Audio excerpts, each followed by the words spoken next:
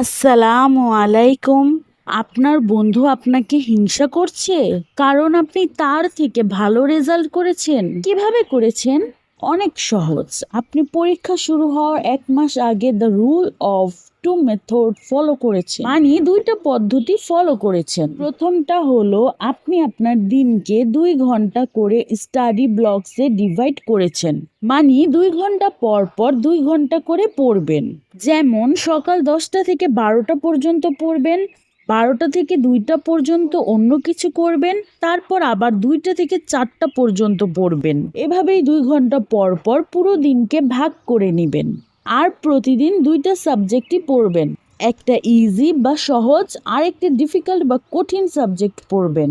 Information overload থেকে বাঁচার জন্য দিনের শুরুতে এবং শেষে কুইক রিভিশন সেশন রাখবেন, মানে দিনের শুরুতে আগের দিন যা যা পড়েছেন সেগুলো রিভিশন দিবেন, আর দিনের শেষে আজকে যা যা পড়েছেন সেগুলো রিভিশন দিবেন।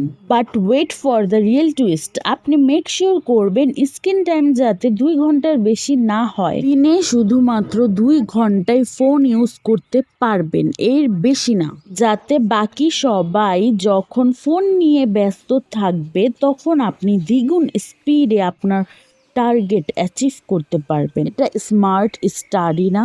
তো যখন এমন স্মার্ট স্টাডি করবেন তখন মানুষ তো জেলাস হবেই। Keep it simple, keep it smart. আরো স্টাডি অ্যাডভাইসের জন্য আমার পাশে থাকো। পড়াশোনায় মনোযোগী হও আর এক্সামে ভালো রেজাল্ট করো। সবার জন্য শুভকামনা আর দোয়া রইল। যে আমাকে ফলো করেছে তাকে মন থেকে ধন্যবাদ, আর যে আমাকে ফলো করার কথা ভাবছে আমাকে ফলো করে তোমার বন্ধু বানিয়ে নাও।